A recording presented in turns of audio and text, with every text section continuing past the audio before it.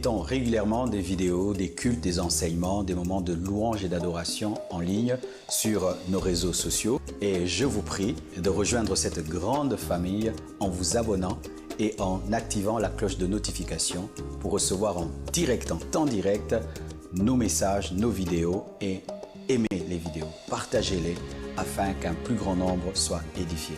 Que Dieu vous bénisse. Amen. Nous allons prier le Seigneur pour le message de ce soir, afin que Dieu puisse nous parler et puisse nous oindre. Seigneur Dieu de gloire, au nom de Jésus-Christ de Nazareth, je demande ta grâce, je demande ton onction, je demande ta puissance, je demande la liberté de l'esprit. Et je prie, Père éternel, que tu bénisses les hommes et les femmes partout dans le monde qui vont suivre cette conférence. Impacte leur vie, transforme-les, révolutionne-les. Au nom de Jésus-Christ, j'ai ainsi prié. Amen. Je rends grâce à Dieu d'être au milieu de vous aujourd'hui. Pour ma part, c'est ma seconde fois de participer à cette conférence.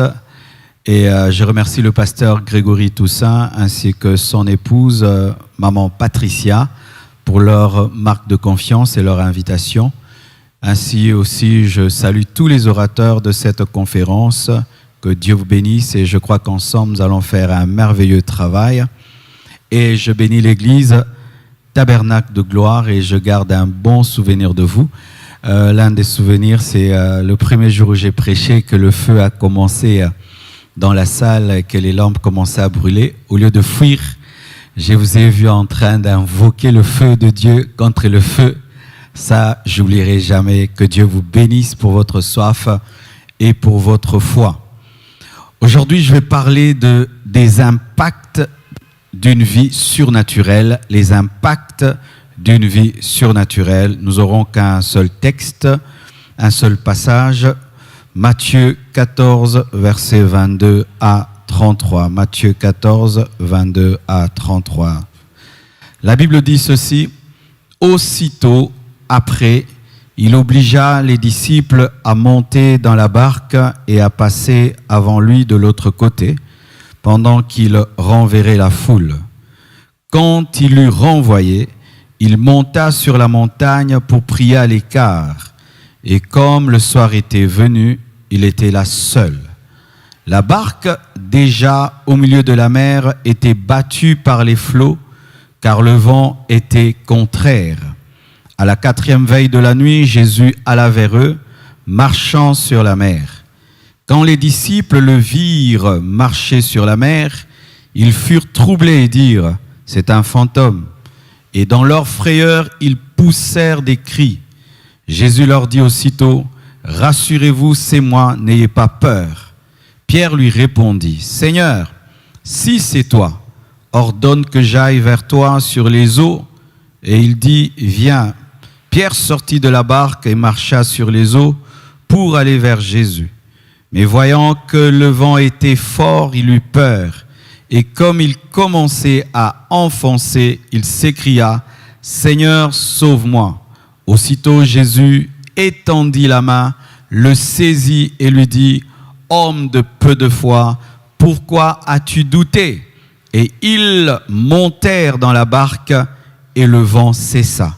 Ceux qui étaient dans la barque vinrent se prosterner devant Jésus et dirent « Tu es véritablement le Fils de Dieu. » Les impacts d'une vie surnaturelle, les impacts d'une vie surnaturelle. Que veut dire impact? Impact, c'est conséquences, les résultats, les bénéfices, les choses qui accompagnent une vie surnaturelle, c'est qu'engendre une vie surnaturelle, les combats aussi qui accompagnent une vie surnaturelle, les impacts d'une vie surnaturelle, les combats qui accompagnent une vie surnaturelle, les bénéfices d'une vie surnaturelle, les conséquences, les fruits, les résultats d'une vie surnaturelle. Nous allons parler de cela. Et qu'est-ce que le surnaturel? Simplement, c'est ce qui est au-dessus du naturel, ce qui est au-delà du naturel, car il y a le naturel et l'au-dessus. Ce qui est au-dessus du naturel, c'est ce qui est appelé le surnaturel, c'est que tu ne vois pas, mais qui existe, c'est qui opère dans l'invisible, qu'on ne peut toucher, palper, mais qui est réel. Et dans le domaine du surnaturel, il y a le bon surnaturel, le surnaturel de Dieu, et il y a le mauvais surnaturel, le surnaturel du diable, car vous devez savoir, il y a aussi le surnaturel satanique, démoniaque, ténébreux, il y a aussi le surnaturel de Dieu. Et un grand exemple entre ces deux surnaturels, le surnaturel de Moïse et le surnaturel des magiciens d'Égypte. Moïse a changé son bâton en serpent et les magiciens d'Égypte également ont changé leur bâton en serpent. Et c'était la guerre des surnaturels et le serpent de Moïse a avalé les serpents des magiciens. Comme le surnaturel de Dieu est au-dessus du surnaturel du diable, le surnaturel de l'Église est élevé au-dessus de la sorcellerie, de la magie, du vaudou, de toute puissance satanique. Le surnaturel en Jésus-Christ est plus grand, plus puissant que le surnaturel du diable, car jusqu'à aujourd'hui, mes frères et sœurs, les serpents des Égyptiens continuent à être avalés par le serpent de Moïse, et jusqu'aujourd'hui, la lumière est au-dessus des ténèbres, le surnaturel de Dieu. Et lorsque je parle des impacts du surnaturel, je parle des impacts du bon surnaturel, car il y a aussi le mauvais surnaturel. Et sachez déjà, mes frères et sœurs, que la vie chrétienne est surnaturelle. Il n'y a pas de vie chrétienne naturelle, car nous sommes sauvés surnaturellement, bénis surnaturellement. Jésus-Christ est venu sur la terre de manière surnaturelle. Il est né miraculeusement, il a grandi miraculeusement, il est mort ressuscité miraculeusement et il reviendra miraculeusement. Un enfant est entré miraculeusement dans le ventre d'une vierge afin de nous donner un salut miraculeux. Il n'y a pas de vie chrétienne sans le surnaturel, car dire même qu'on est chrétien, c'est dire qu'on est surnaturel, car si tu dis que tu es chrétien, donc tu es comme Christ, et un homme qui est comme Dieu est surnaturel. Il n'y a pas d'un côté la vie chrétienne et d'un autre côté le surnaturel, car la vie chrétienne est foncièrement et à 100% surnaturelle. Aujourd'hui, on pense que le surnaturel, c'est la dimension des pasteurs, la dimension des prophètes,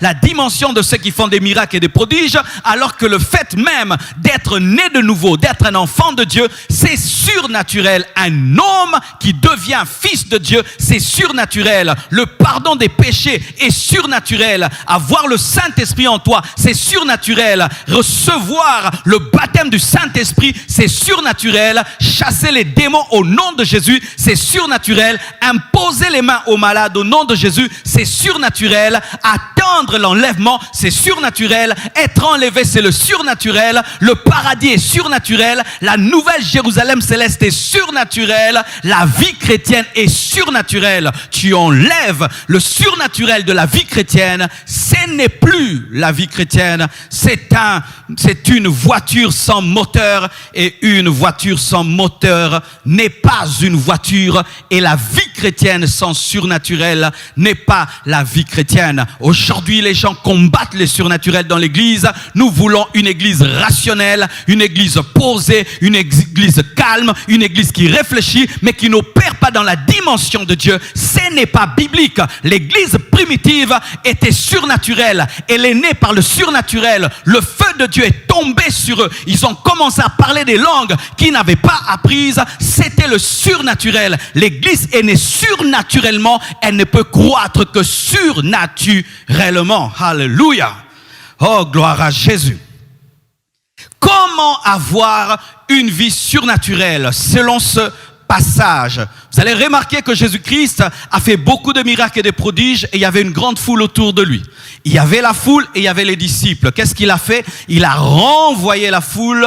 Ensuite, il a demandé à ses disciples de le précéder, de prendre une barque et de le précéder. Et lorsque ses disciples le précèdent, Jésus-Christ reste seul. Et qu'est-ce qu'il fait? Il va sur une montagne où il prie à l'écart. C'est alors maintenant qu'il décide de rejoindre ses disciples et non pas marchant sur terre, mais marchant sur les eaux. Et lorsque les disciples le voient, saisis de frayeur et de crainte, ils crient que c'est un fantôme et il les rassure, il leur dit, c'est bien moi. Alors Pierre veut vivre ce que Christ vit et lui dit, si c'est toi, ordonne que je vienne vers toi. Et Jésus dit, viens. Et Pierre commence à faire quelques pas sur l'eau et lorsqu'il voit les eaux commencer à mugir autour de lui, il a commencé à s'enfoncer parce qu'il avait peur et Jésus-Christ le saisit et lui dit, homme de peu de foi, pourquoi as-tu douté? Et la Bible nous dit qu'il l'a sauvé ainsi et il a donné un enseignement de foi,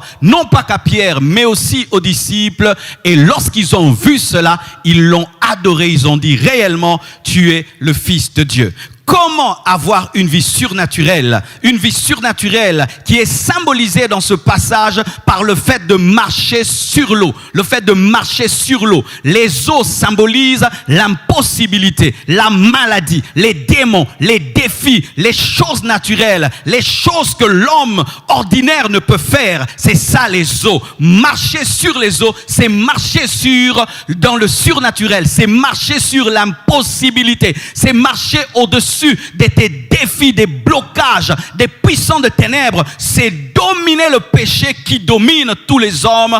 Comment arriver à marcher sur l'eau?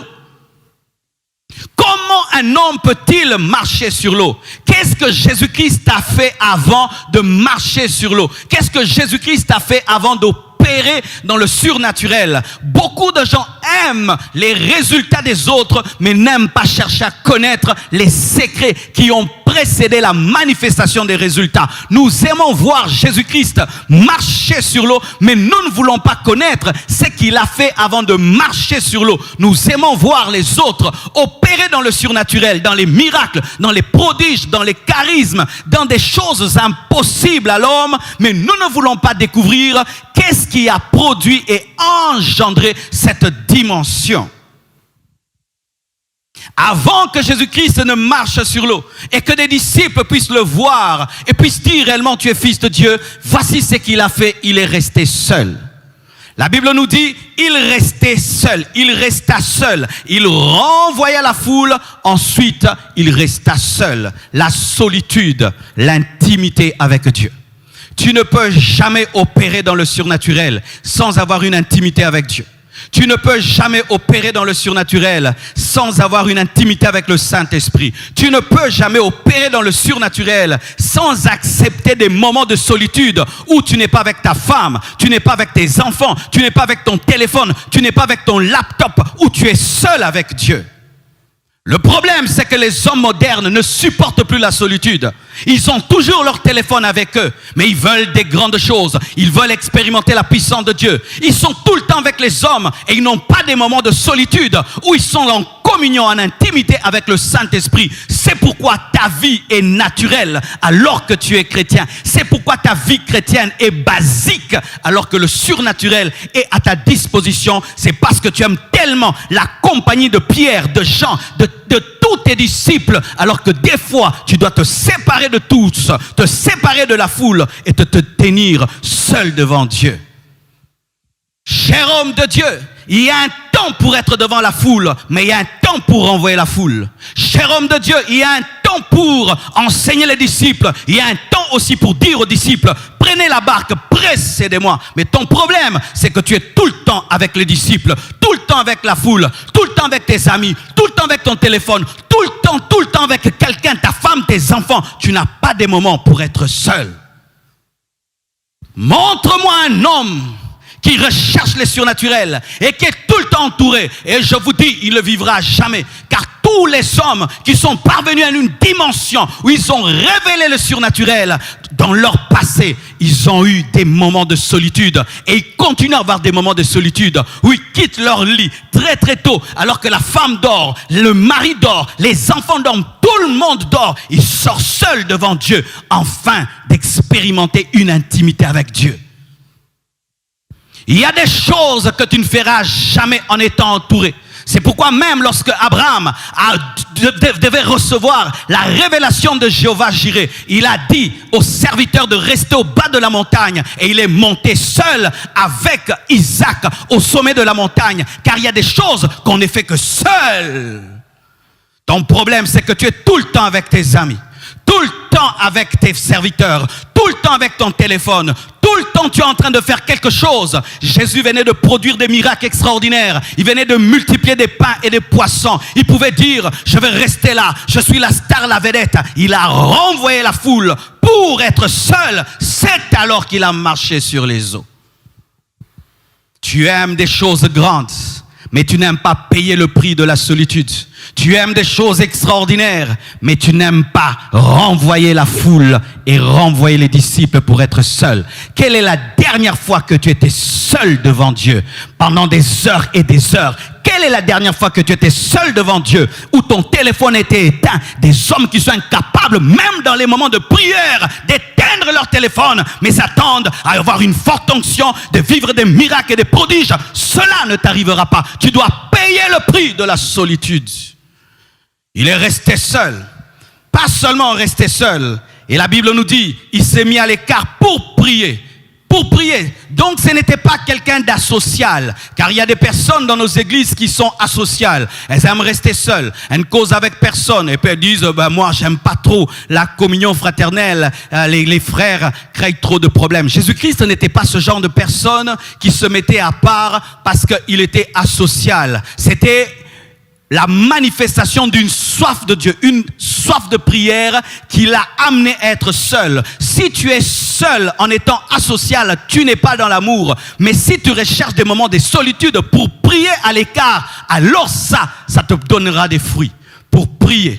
Mes frères et sœurs, si tu veux vivre le surnaturel, tu dois laisser l'esprit de prière te sortir de ton lit, t'empêcher même des fois de manger pour aller te tenir devant Dieu, afin de l'implorer, d'implorer sa grâce, sa miséricorde, de demander la plénitude du Saint-Esprit, de présenter à Dieu tes défis, de présenter à Dieu tes besoins. Un homme qui ne prie pas se lèvera sans surnaturel. Ce sont les hommes à genoux qui se tiennent debout avec le surnaturel. Ce sont les hommes qui ferment leur bouche devant les hommes pour l'ouvrir devant Dieu, qui parlent puissamment aux hommes. Car si tu parles aux hommes sans parler à Dieu, ta bouche n'aura pas de puissance quand tu parleras aux hommes. Mais si ta bouche a parlé à Dieu, lorsque tu parleras aux hommes, ta bouche sera puissante parce qu'elle était en contact de celui qui est la parole. Être un homme de prière. Tu veux le surnaturel, tu dois être un homme de prière. Tu dois être un homme qui avance à genoux. Tu dois être un homme qui s'agenouille dès le matin. Tu dois être un homme qui aime prier et qui aime prier et qui aime prier et qui ne s'arrête pas de prier et qui prie lorsqu'il a envie et qui prie lorsqu'il n'a pas envie. Tous les hommes qui ont expérimenté le surnaturel ont été des hommes de prière, qui ont prié des mois, qui ont prié des années, qui ont prié des heures, jusqu'à ce que la voûte céleste s'est ouverte et la puissance de Dieu est tombée sur eux. Mes frères et sœurs, Jésus-Christ, fils de Dieu par essence, était un homme de prière, un homme qui recherchait son Père. Mais il y a des fils adoptifs qui veulent des grandes choses avec Dieu, mais il prie 5 minutes, il prie 2 minutes, et même quand il prie, il n'est pas concentré. La Bible nous dit qu'il s'est mis à l'écart, symbole de la concentration. Il a évité la distraction. Lorsque tu étudies, tu évites le bruit. Lorsque tu regardes ta série que tu aimes, tu évites le bruit. Lorsque tu es au téléphone avec une personne que tu respectes, tu évites le bruit. Mais quand tu pries, tu permets à ce qu'on te dérange comme on veut. Tu as un problème de concentration et de respect. C'est pourquoi tu parleras du surnaturel. Tu ne l'expérimenteras jamais. Jésus s'est mis à part, solitude, intimité avec le Saint-Esprit, intimité avec le Père. Pourquoi? Pour prier, pour parler. Si tu pries pour la tempête, lorsque tu rencontreras la tempête ne te fera pas peur. Ton problème, c'est que tu pries dans la tempête alors qu'il faut prier avant la tempête.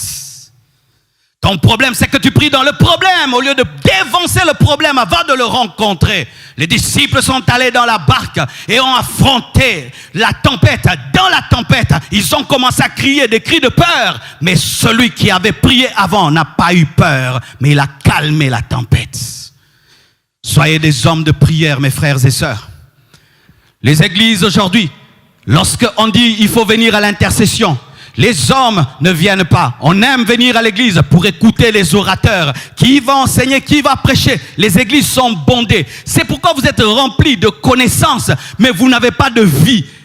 Il y a une différence dans votre vie entre ce que vous connaissez et ce que vous expérimentez. Pourquoi? Vous ne priez pas assez. C'est ça le problème de l'église actuelle. Des gens qui écoutent des prédications pendant 2 heures, mais incapables de prier pendant 30 minutes.